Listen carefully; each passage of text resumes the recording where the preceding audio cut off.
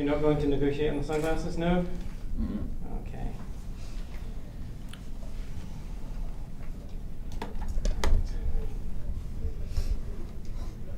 Ready when you are. Yeah, I know, sorry. That Trump Pence thing is now just kind of just not completely.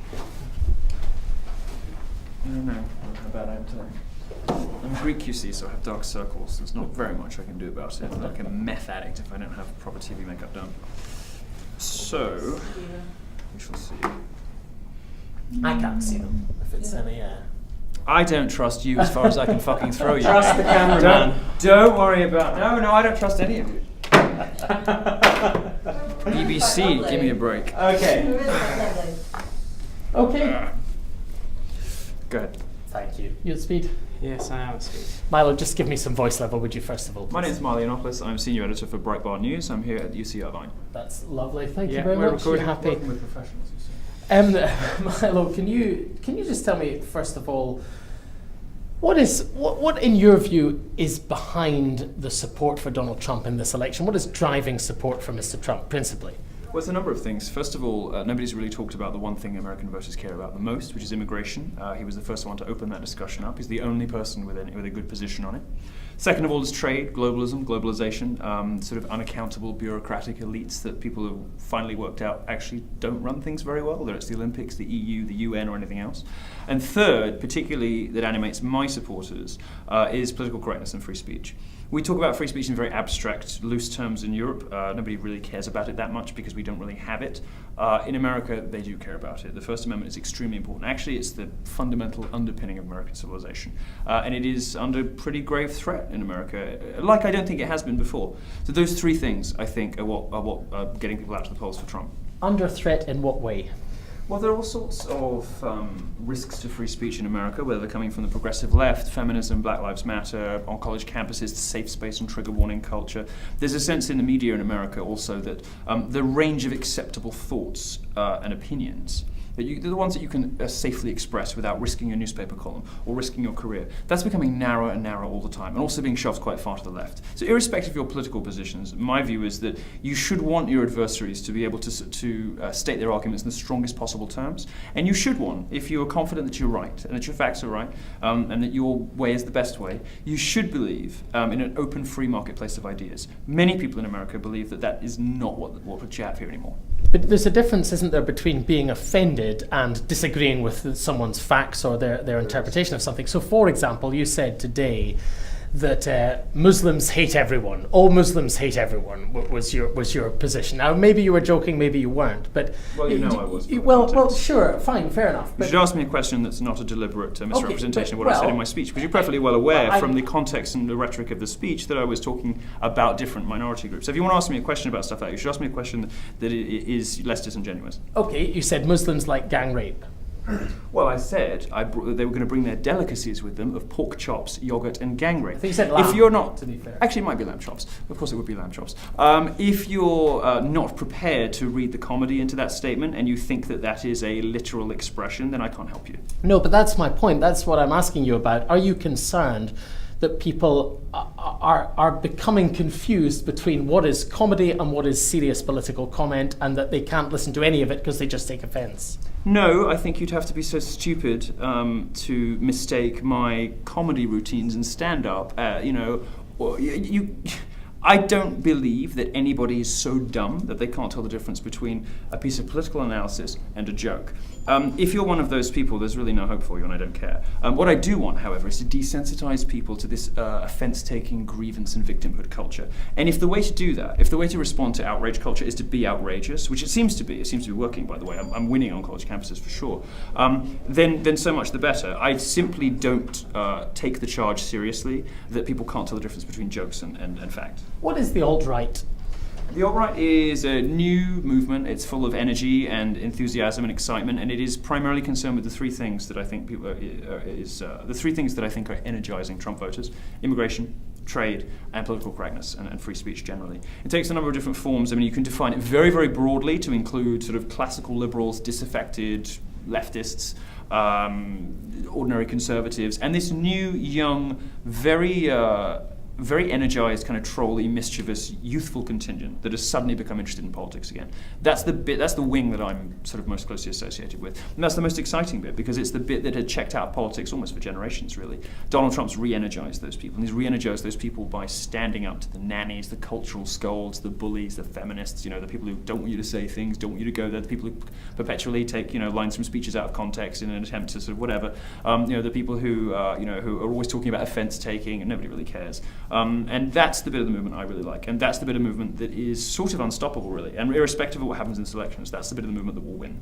So let me ask you in your own words, because you accuse people of putting words into your mouth or taking things out of context or not recognizing humor when it's there. What is your view on Islam? As a gay man, I'm very comfortable with Donald Trump's statements, although he made a few different statements with varying degrees of firmness on this subject. I'd be very comfortable with a halt on Muslim immigration. I would wish that had happened in London. It isn't radical Islam, it's Islam that is the problem. That is my view. I don't particularly like the way that European cities are changing. I think Germany is a horror show. I think London has changed dramatically in the last 10 years. And what happens in America matters for everybody else. What happens in America matters most, and I don't want America to go the same way. Do you consider yourself a white nationalist? No.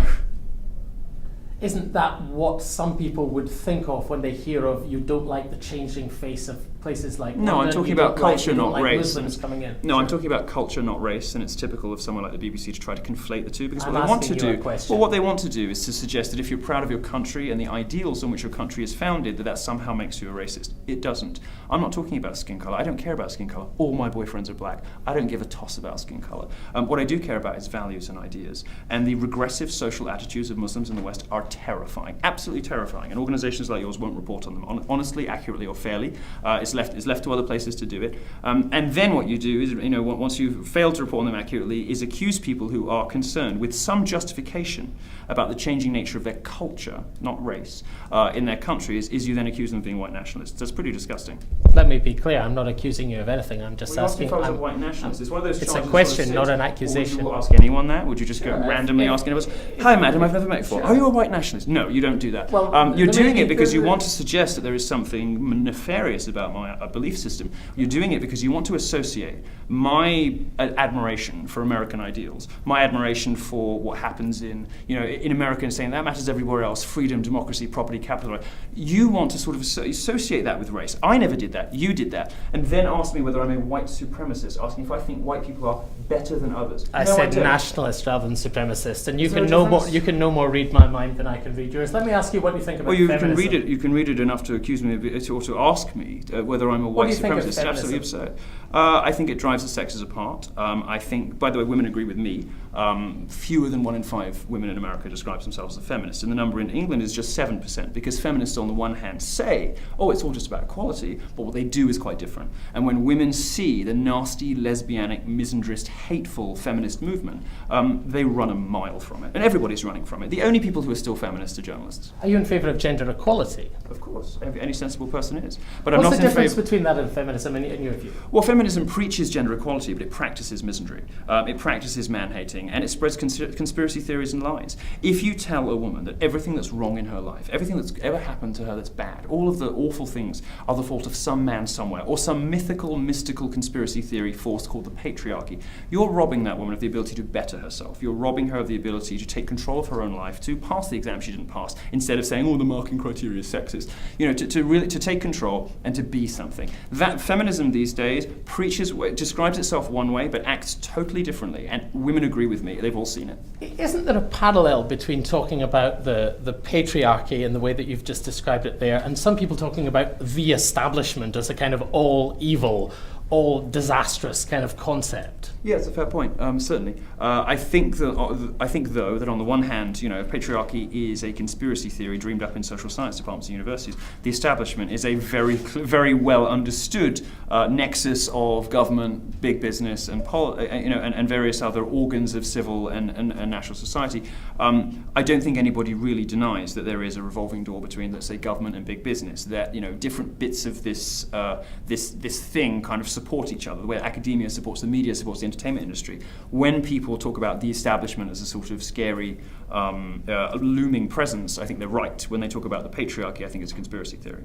I know you have to go. I'd like to ask you one more question, if I may. You're going to call me a sexist, What are you going to ask me now? Simply asking you questions. And this last question is, what do you think will happen in the United States if Donald Trump loses this election to the this movement that has been energized by his candidacy? We're constantly told by the media that this will die with Trump. Couldn't be less true. One of the ways you know that is it started a long time before Trump showed up. Trump capitalized on it. He didn't invent it. And this large slice of the American population, which could be anywhere between 20 and 50%, who don't like globalism, who don't like political correctness, who do want stronger borders, who aren't happy with the trade arrangements, who are fans of various bits of the Trump agenda. Those people are not going anywhere. In fact, with Hillary Clinton in the White House, they're going to be hugely energized. They're going to be angry, they're going to be louder than ever, and they're going to start winning converts from her side who get disillusioned with her. I would say probably 30% of the audience, everywhere I go, is what I would call disaffected liberals. People who don't like their own side, who wonder how their own side went so crazy, and who will come up to me, afterwards and say, you know what, I don't really agree with you on anything, but it's very important for me to be here. Those are the people that are going to start voting Republican next time around, and it is going to probably, who knows, right? But there is no way that just because Trump wins or doesn't win, either way, that this movement, this huge nationalist, populist uprising against the nannies, against the globalists, against all of the massed ranks of the global elites, there's no way it's going anywhere, irrespective of what happens in the election.